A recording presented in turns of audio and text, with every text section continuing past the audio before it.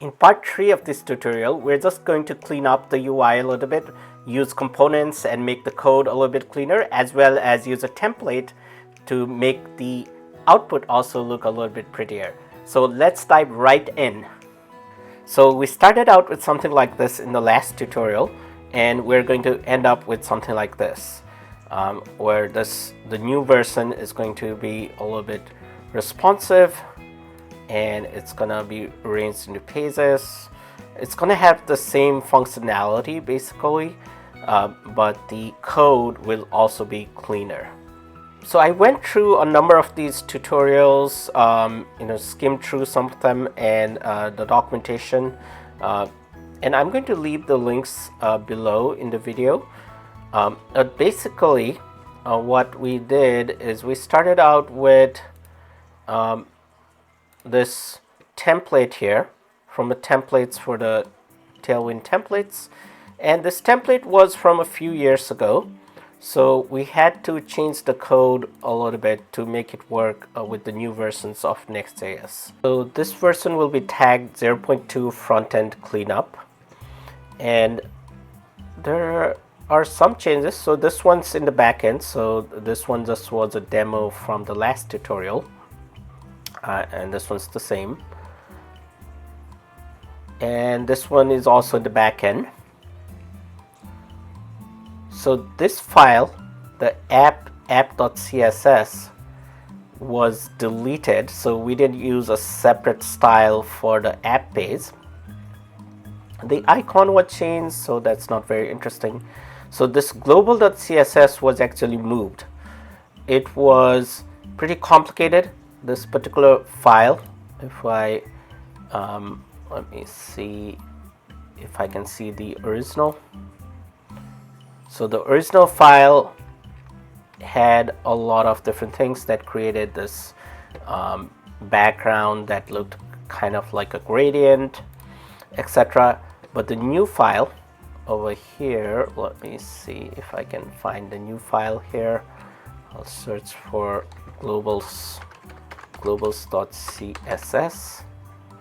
So we moved the new file to its style section. So over here you can see that it's a little bit shorter. So this is actually exactly copied from here. I don't think I made any changes. If I made any changes, there might be like very small changes here. And then layout.tsx. So over here I changed the font from Inter to Assistant. That's because I just like that font better. Changed the metadata, and besides that, no changes here. So page.tsx. So this one had all the code initially. So if I looked at the previous version, let's see if I look at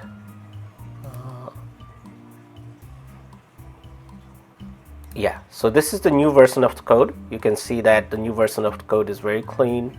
It doesn't have anything spurious. I think this one even doesn't need to be there, but it just has a header, main, and footer.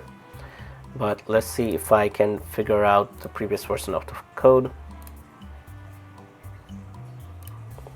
Let's see, I think this one's the previous version of the code.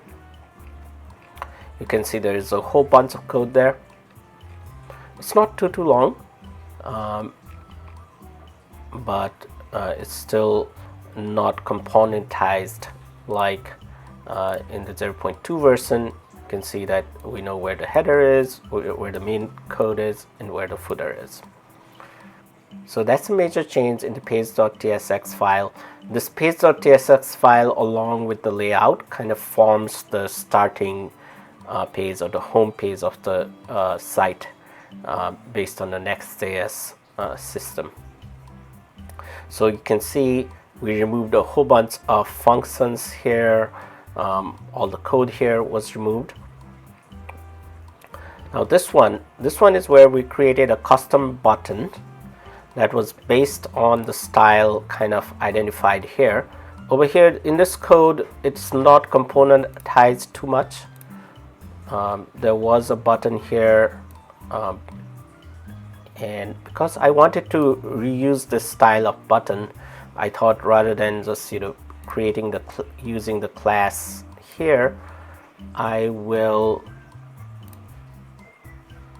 put it in its own component, and then I'll be able to reuse it multiple places. The format we follow is slightly different from over here. So the format we follow, instead of the export default function header, the syntax we follow is button React FC. So this is the new TypeScript way of doing things and the new versions of React, Next.js, etc. So the footer, again, in the footer here, they had everything in this template.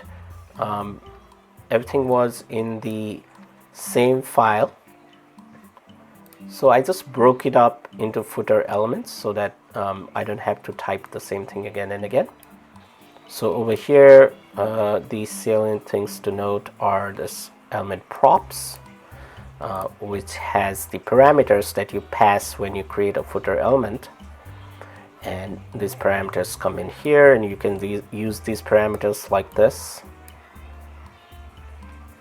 And then when you create the footer element, you can pass them into the element like this. So that's how you create components and then reuse components based on the parameters you pass. So again, the header is actually very similar to the template here.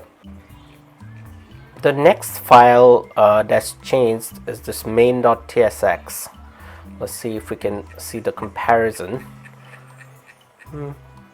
Actually, the main.tsx was added, and it's also pretty clean.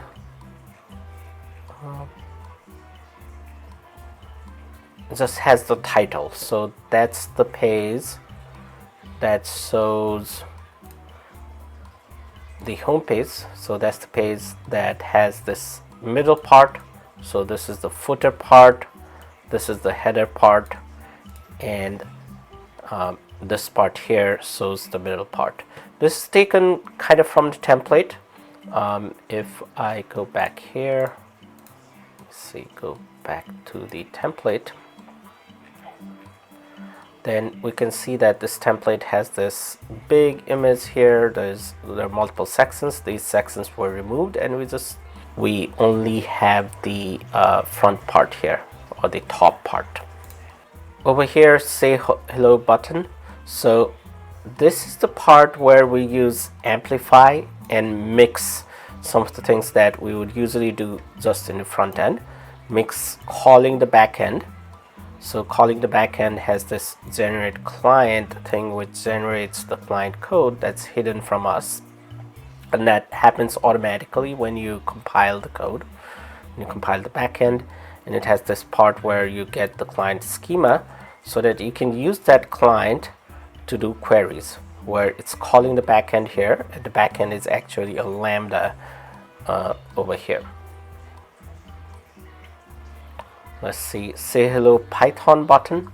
So this is very similar to the code here, except for over here we have echo Python instead of echo, and these are from the last episode. These are just two different lambdas. One is written in Node TypeScript, and one is written in Python. That's deployed separately, but you call it almost the same way, using just the different function name. But actually in the backend, this one also goes to TypeScript, so you call it almost the same way, and then it kind of forwards that to the Python code. So this is the part that was in the original tutorial from the Amplify documentation, and I thought I'll keep that to make sure that that is still running.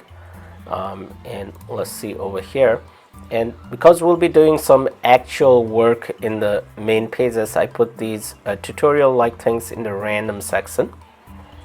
So the random section will has this demo snippets that don't do actual work. So for example, this one's still functioning. It goes all the way to the backend and comes back. It goes all the way to the backend Python code and comes back. This one has a data model.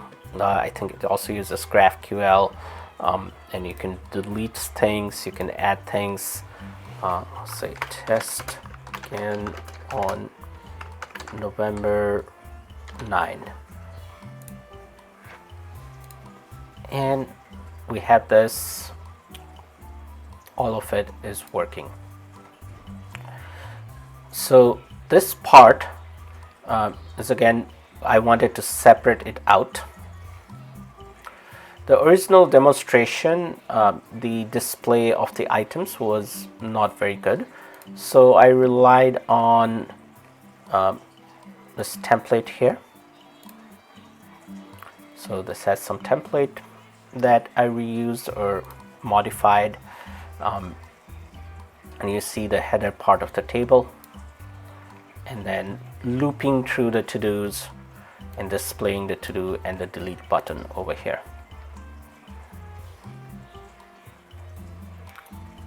So again, all of this would be responsive, which means that if I make it smaller or bigger, it should still work, or it should rearrange itself based on rules that we created.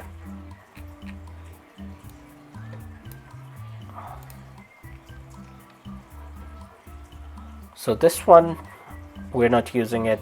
Everything is commented out. I'm not actually sure whether it uses this even if it's commented out. I don't think so. So for a lot of this React npm things, you have this package log and package.json.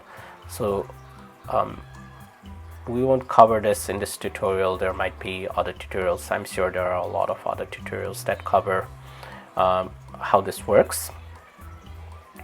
The package.json, you can see what was changed in terms of the dependencies, what new things we're using, as well as we changed the title and version of this program. You can see we changed the next version from 14.2 to 15.0, and also the React version a little bit. So to get this to work, I was having issues in the Amplify compilation, and if you look at the details, it has a cryptic error message that is related to this parcel watcher. Now, some people have told me they don't want to use Amplify because there are a lot of bugs, or it's difficult to get it to work. So that's maybe partially true, but what I find is that there are similar things with other systems. So you have to keep at it and figure out a solution. So you can't give up that easy, and that's why I'm making some of these tutorials so that it's easier for people to follow. But basically, this was the answer that kind of helped me get across this. It took me about half an hour to find this answer. Now, if I hadn't found this answer, I probably would need to dig more. And that's, again, one of the issues with trying to get this to work automatically with AI. Because if you get into these random issues, then the AI will have to search for answers and figure out how to solve this to get it to compile. So maybe the AI and human has to collaborate a little bit. So if I compare it to self-driving car, sometimes the self-driving car will say, okay, I can't handle it anymore, up to you, human. So maybe there could be a mechanism, something like that, where the AI will try to solve it for a while, search for different solutions, and if you cannot figure it out, then it'll pass it on to the human. And then these days there are a lot of tutorials as well as debugging forums, which helps getting this thing done. So compared to maybe 20 years ago, everything was very well documented. These days things are moving so fast that the documentation is, I wouldn't say non-existent. To some extent, there are a lot of tutorials, and it's pretty detailed. But there again, the technology itself is so complicated that you might get stuck in these things. Per the suggestion there, we had to add this because I was developing on the MacBook. This one, even without this, it was working on the MacBook in the sandbox, but when we tried to deploy it in Amplify, we had that issue. So random.tsx, this is the page. So the way that nextjs works is that the routes, what are called routes, correspond to pages. So if you create pages here like this, then it will show up as in the header here. I think this one. You see there's the URL. In the URL, it will show up over here as random, and the page.tsx and layout.tsx. I think the layout is applied to everything, and then the page.tsx is the root. And if you go to a particular page, then that's the code for that page. So in the random, we still have the header and the footer. Then we have a bunch of different things in between, which I could have created separate components for, but I decided to just put it here because this is temporary. I think I will separate this out as an example over here. For example, over here, this part here is very similar in the main. So I'll do this actually as an example to show how we could componentize the front end. So this part in main over here, the page main.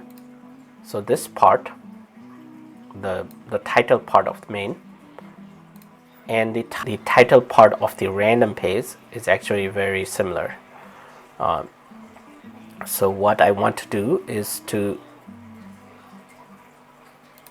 not have to write this div in class both times. So what we'll do is we'll extract out this part from both the main and the random so that we can reuse this title section. Let me call this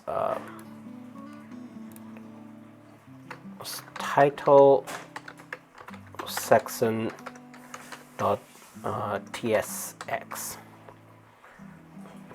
So let's follow this example from the button. We need to import React. Let's see over here. We'll say import React, and then we'll create an interface, title section props, and then it actually generated a lot of things for me over here, the Copilot. Let me see if that kind of corresponds to what I need. I'll actually copy this whole section here. This section, I think I don't need that whole section. I think I just want this section for now. And let's see over here if I can do anything interesting here. So the title part is in the span, and then it has a second line. So I'll call it title top. actually, let me use like camel case and title. Oops. Title bottom. So I'll have title top and title bottom, and then this part will be title top, and this part will be title bottom,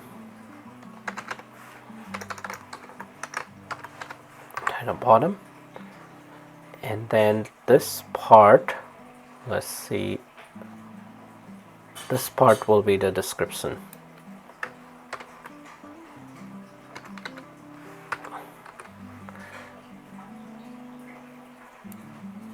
I don't know if it'll work well if the description actually contains like hyperlinks and other parts there, because there'll be a string, and then whether I can include tags in there. Let's first do the main title section. Maybe that was, yeah, title section. Let me see, the export did not exit, so export default title section, and then since I did this,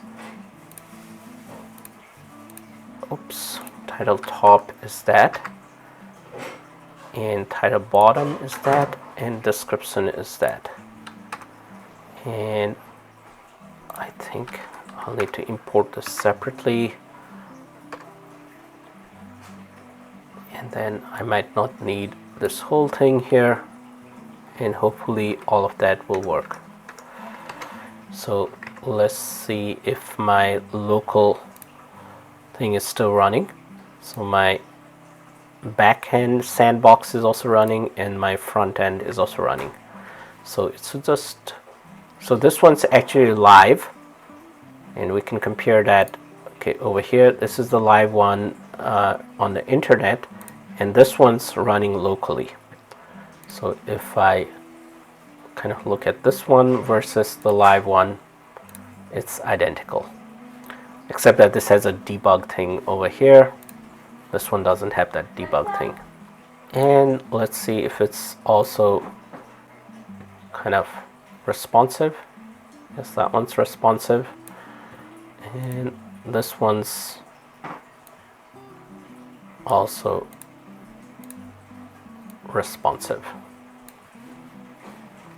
So I think we have replaced this with the title sections that I can use in another place. Let's say I want to use it in the random page. Random. Now this is the part I think where it needs to be replaced. Let's see. If I do title section, and then title equals to random, bottom is experiments. Now description, that's the part that's going to be tricky. So let's see if this part works well.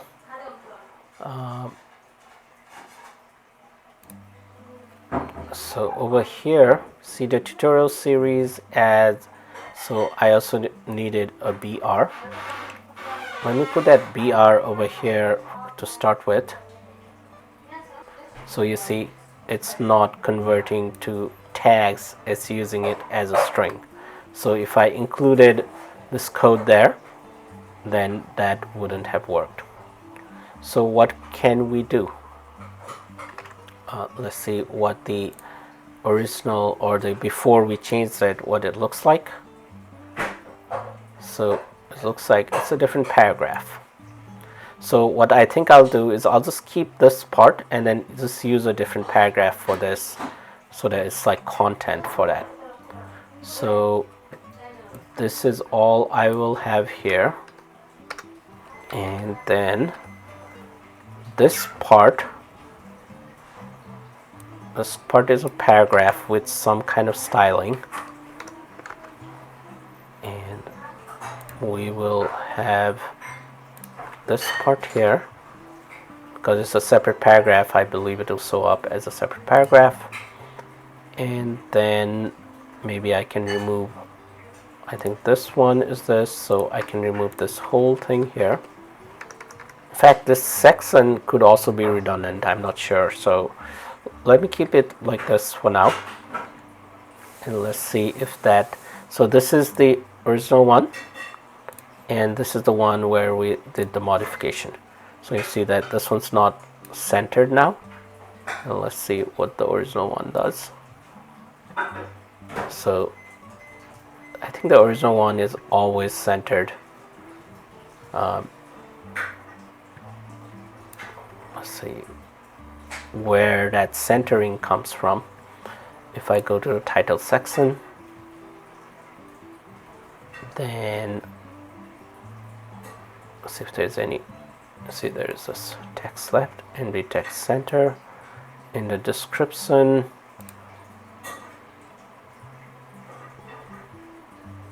yeah, I might need that. Let me keep that one. And now it's kind of centered. It's not exactly the same as this because there's a paragraph spacing there instead of, and it doesn't really become smaller than that. So that one kind of looks a little bit different. I think it becomes less justified from the center. So this really needed to be in its own, if I wanted to kind of not have it separated out, then I needed it to be here.